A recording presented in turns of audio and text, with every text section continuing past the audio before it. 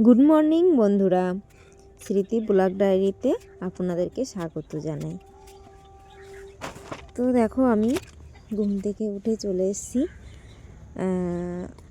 আমার ছোট্ট একটা ক্ষেত বলতেই পারো। তো দেখো আমি খেতে কিছু ধনিয়া পাতা, তারপরে কিছু শীতকালীন সবজি লাগিয়েছিলাম। তো সেগুলোতে একটু জল দিতে হবে, তো একটু দেখতে এলাম তো কী অবস্থায় আছে।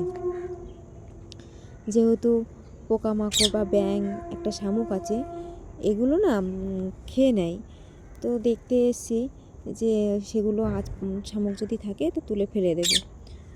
তো দেখো আমি ক্ষেতটা দেখে এবার এই সাইডে দেখো আমি লাল শাক লাগিয়েছি আর লঙ্কা গাছ লাগিয়েছি। তো লঙ্কা গাছের নিচে কিন্তু একটু ছোট ছোট করে দিয়ে আমি লাল শাক লাগিয়েছি। তো যাই হোক, আমি দেখা হয়ে গেছে। এবার আমার সময় নতুন বাড়ি ঝাড় করার পর দেওয়া হয়ে গেছে। দেওয়া হয়ে গেলে দেখো আমি গোবর দিতে চলে এসেছি। তো যেহেতু ছড়া দিতে গেলে তো ভোরবেলা দিতে হয়, তো যেহেতু ভোরবেলা ওটা হয় না আর কি, তো সেহেতু আমি একটু করে গোবর দিয়ে দিই। তো দেখো গোবর দিয়ে আমি হাতটা ধুয়ে কাপড়গুলো মেলতে এসেছি। তো কাপড় চোপড়গুলো মেলা হয়ে গেছে। তো দেখো আস্তে আস্তে কিন্তু সকালের প্রকৃতিটা হচ্ছে। তো দেখো আমি কিন্তু এবার ঝাড় দিয়ে নিব।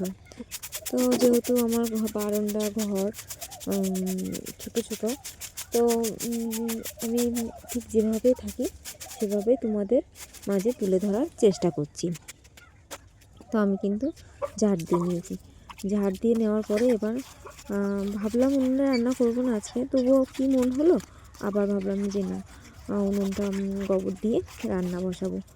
তো দেখো আমি কিন্তু গোবর আর মাটি নিয়ে আগে উঠোনটা গোবর দিয়েছি, তারপরে দেখো আবার আমি উনুনের জন্য আবার মাটি আর গোবর নিয়ে এসেছি।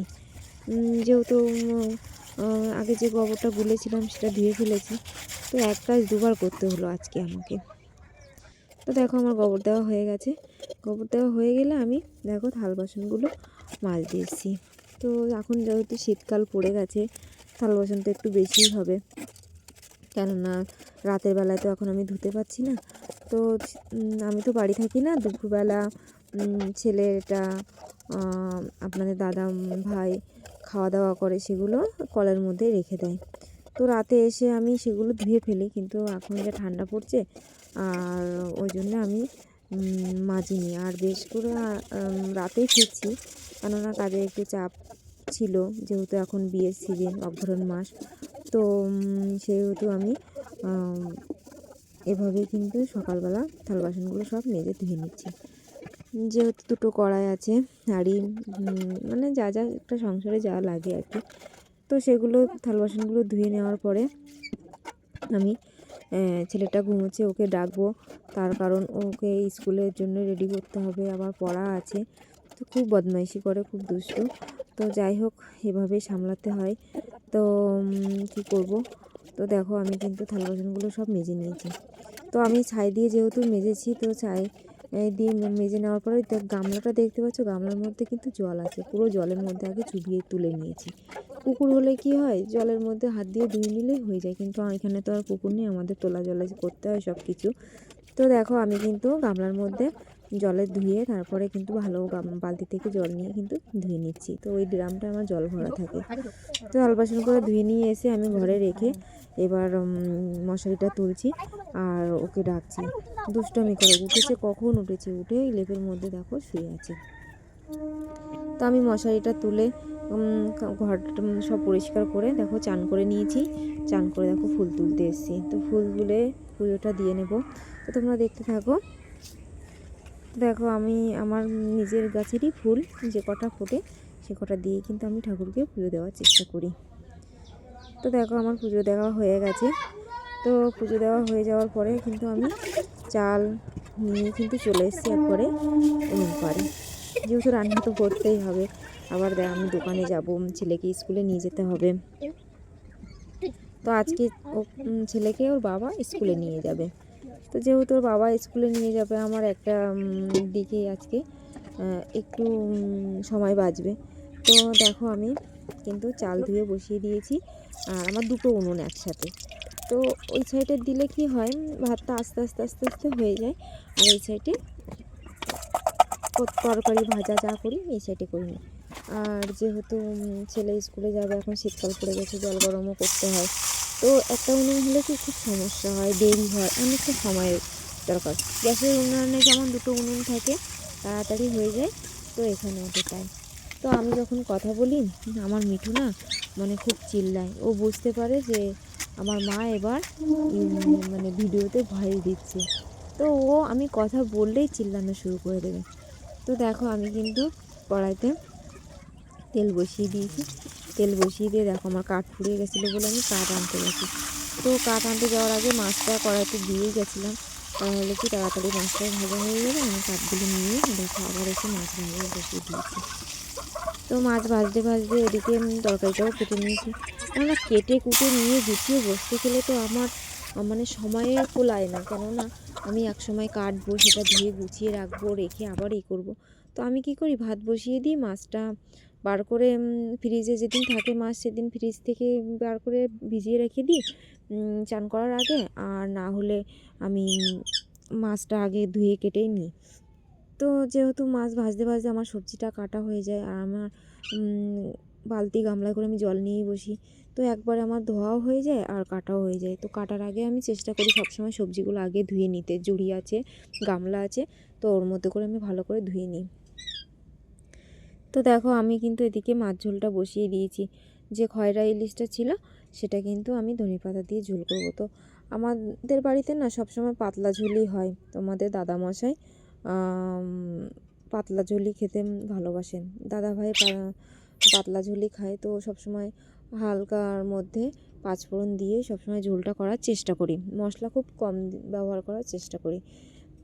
তো দেখো, তো আমাদের দুইজনেরই বসা কাজ। তো একজন বসে গাড়ি চালায় আর একজন বসে সেলাই করে। তো মশলাপাতি খেলে কি গ্যাস হয়ে যায়, গ্যাস হলে তখন আর এক সমস্যা। তো এবার দেখো পাঁচফোড়ন আর কয়েকটা রসুন কুচি দিয়েছি, দিয়ে লঙ্কা দিয়ে দেখো এবার পালং শাকটা দিয়ে দেবো। আর যে আলুটা আগে ভেজেই রেখেছিলাম, মাছ ভাজার সঙ্গে আলুটা ভেজে রেখেছিলাম, সেটা উপর দিয়ে ঢেকে দেবো। তো ঢেকে দেওয়ার পরে দেখো বেশ খানিকক্ষণ পরে দেখো আমি উল্টে নিয়েছি, দেখো একদম পুরো কিন্তু সেটা হয়ে মানে কষে গেছে। তো যেহেতু পালং শাকে জল বেরোয়, আমি আগে থেকে ধুয়ে রেখেছিলাম বলে জলটা কিন্তু সেভাবে বেরোয়নি। তো দেখো আমি ঝোল দিয়ে দিলাম, ঝোল দিয়ে এবার যতক্ষণ না জল ফুটে উঠবে ততক্ষণ মাছ দেবো না। তা ওদিকে দেখো আমার ভাত হয়ে গেছে, ভাতটা নামিয়ে নিয়েছিলাম, নামিয়ে দেখো ওদিকে ছেলের জন্য জল গরম বসিয়েছি। তো ওই গামলাটা আমার শীতকালে জল গরমের জন্য ব্যবহার হয়। তো যেহেতু স্কুলে যাবে, তো সেহেতু দেখো আমাদের দাদাভাইকে আর আমার ছেলেকে খেতে দিয়ে দিয়েছি। তো খাওয়ার পরে বলবো রেডি হতে, কেননা প্রাইমারি স্কুল তো ওই 10টা সাড়ে 10টার সময় গেলে হয়ে যায়। তো দেখো যেহেতু ওকে রেডি করতে হবে, তো আমি ওদেরকে খেতে দিয়ে দিলাম।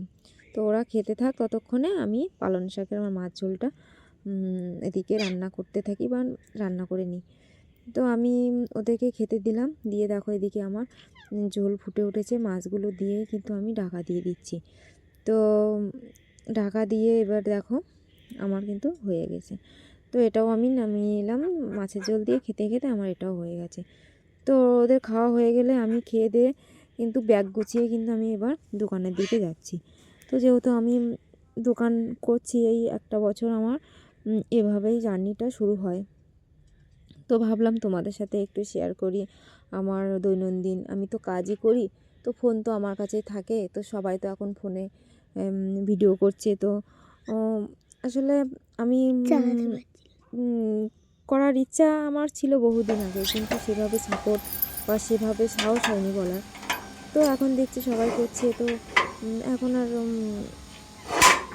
সেই ভয়টা না নেই। তো যাই হোক, দেখো আমি দোকানে চলে এসেছি। তো দোকানে এসে দেখো আমি তালাটা খুলে নিলাম, শাটারটা তুলে নেবো, তুলে এবার সারাদিনে আমার এবার এইখানে বসে আমার কেটে যাবে।